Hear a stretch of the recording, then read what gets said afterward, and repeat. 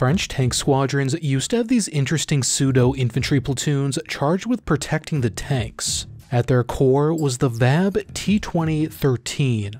The T2013 is a variant of the VAB 4x4 armored personnel carrier armed with the Model F2 20mm autocannon repurposed from their old AMX VCI infantry fighting vehicles, plus an NF1 medium machine gun. The 20mm fires at 700 rounds per minute with 120 rounds ready in the turret out of a total of 788 rounds on board. Of these, 572 would be high explosive, capable of producing deadly shrapnel out to 20 meters, and 216 were armor piercing, capable of penetrating 25mm of armor out to 1200 meters, or up to 40mm out to 1000 meters. Although when carrying a Mistral Manpads team, which is now its main use, this was reduced to 296 rounds. The T2013 also has 232 machine gun rounds ready to fire, with a max of 3,000 rounds on board. Effective destruction range with the main 20mm armament is 1,500 meters against air targets and 1,200 meters against ground targets, or 400 meters with the machine gun. The doctrinal suppression range is 2,000 meters with the cannon and 1,000 meters with the MG. This little gun truck has had two roles. First, under cavalry and tank regiments, they used to protect the tanks, enable their freedom of maneuver, and economize force. They'd search for the enemy, particularly on the flanks, in areas of reduced visibility, gaps, and blind spots for the squadron. When halted, particularly when in a hide site with the tanks concealed, the direct support elements would set up observation posts and conduct patrols around that area. They'd prevent surprise and also scout out battle positions, hide spots, and resupply points to ease their movement. They could also act as fire support vehicles equivalent to a tank or wheeled gun as the core of a task force. But the T2013's current role under artillery regiments is to complement air defense missiles, originally the Roland and now the man-portable Mistral. Tackling the first job, the cavalry's direct support platoon consisted of 1 VBL scout car and 3 VAB T2013s, mounting 4 non-commissioned officers and 19 junior enlisted. Doctrinally, it was commanded by an adjutant, a warrant officer of sorts that normally fills platoon leader billets, although, especially in the 2010s, lieutenants led direct support platoons too. The small HQ was carried in a VBL scout car mounting an NF1 medium machine gun, this episode's cute little guy. But if you want to be a cute little guy, my sponsor Manscaped is here to hook you up. Their new Performance Package 5.0 Ultra includes their lawnmower electric trimmer. I used it to handle my daily shaving needs for a week, and the first thing I noticed was how soft it was. My other trimmers usually leave me with a lot of scraping on my neck and even nicks, but not with the lawnmower. That's apparently from their skin-safe ceramic blades, which reduce the risk of nicks and cuts when trimming sensitive, less flat areas. They also give you the Weed Whacker 2.0 for those pesky nose hairs that start cropping up when you approach the average age of a battle order viewer. The Crop Soother because everyone in your life with good skin has told you you need to start moisturizing and the time is now, and the Crop Preserver to keep you smelling fresh. And now when you purchase the Performance Package 5.0 Ultra, you'll get their Shed 2.0 travel bag and a pair of Boxer 2.0s for free. Over at manscaped.com/battle, you'll get 20% off your order and free international shipping. Remember to use promo code BATTLE at checkout. But back to the video. The bulk of the direct support platoon was carried in the VABs. Each T20 carried an NCO group leader and 6 soldiers. I know there were cases of the group leader being in between tank commander billets, but I'm not sure if that was always the case. The group could serve 1 FR F2 bolt-action sniper rifle and 1 LRAC F1 89mm rocket launcher, which has since been replaced by the AT-4. But otherwise, the FAMAS rifle was the main weapon, assuming no task-organized machine guns were in the mix.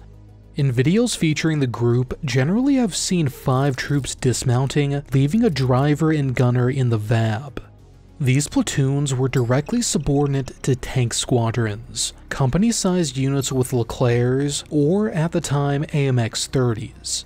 The platoon could either be employed as a whole platoon by the squadron or company task force commander, or have its VABs divided between the 3 tank platoons. Before French tank platoons gained scouts in the late 2000s, the 501st and 503rd Tank Regiment was experimenting with the task organization called a Leclerc Intervention Detachment. This would consist of a Leclerc platoon with 4 tanks, a direct support group on a VAB, and a patrol from the Regimental Scout Platoon or PER with 2 VBLs. The direct support platoon could be reinforced by elements of the Regimental Scout Platoon, an 8 VBL formation under the Squadron Group HQ equivalent to a battalion.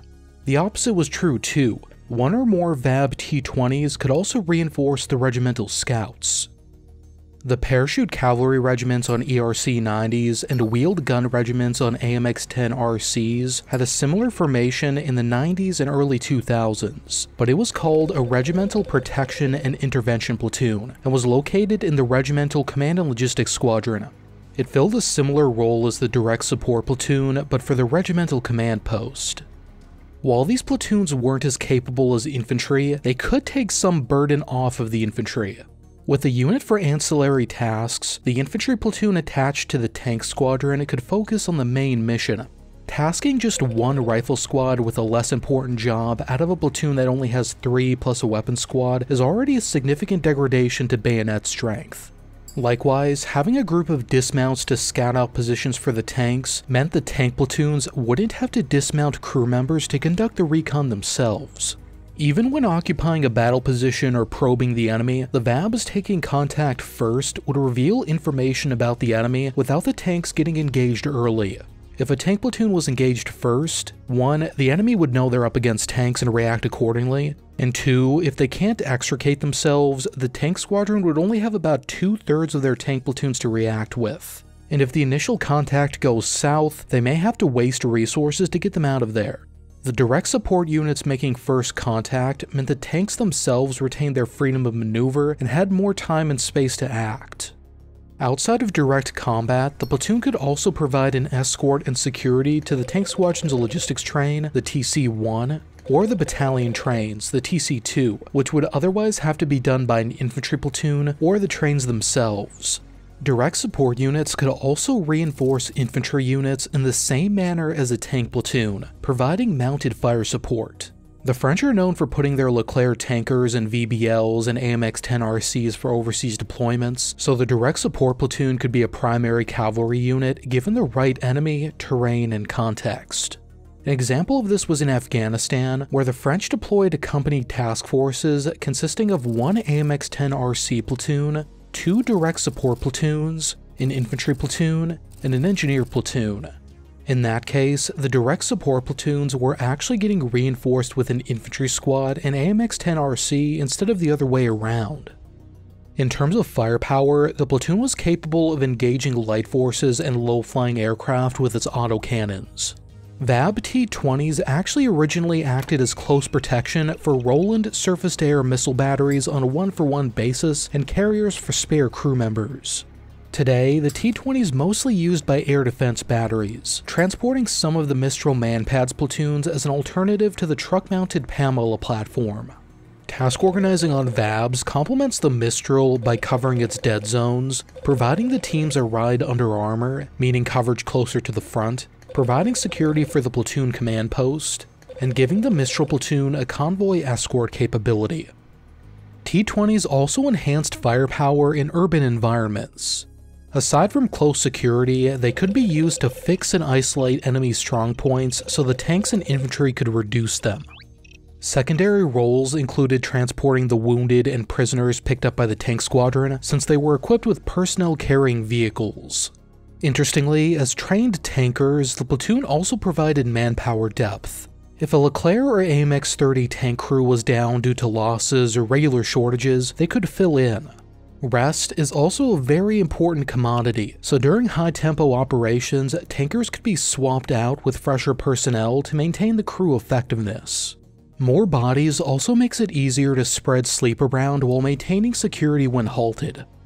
Ultimately though, French tank squadrons lost the direct support platoon around 2008-2009 when tank regiments were reorganized more like their wheeled cavalry counterparts. The current French practice of having a whole scout group within the tank platoons addresses some of those concerns, although I'm told today that scouts aren't trained tankers in the same way as some of the direct support troops were.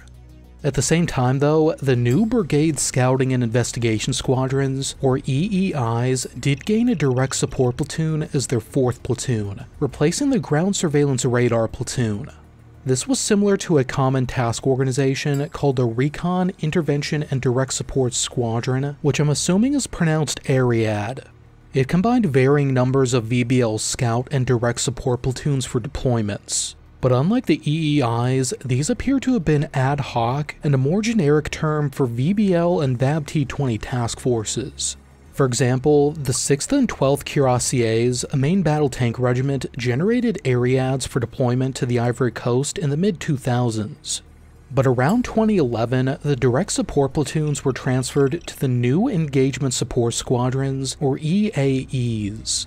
This was a more heavily armed unit that provided anti-tank capabilities within light cavalry regiments. It had 2 or 3 recon and intervention platoons with the VBLs mounting Milan ATGMs. In some squadrons, a long-range anti-tank platoon with VAB Mephistos mounting AUT ATGMs, and the direct support platoon. Some sources from the 2013 to 14 period say the direct support platoon added 2 additional VBLs to the structure. But after the EEIs and EAEs were combined into the Reconnaissance and Intervention Squadron, or ARRIE, around 2014, they lost the direct support platoons and ceded that role to the infantry.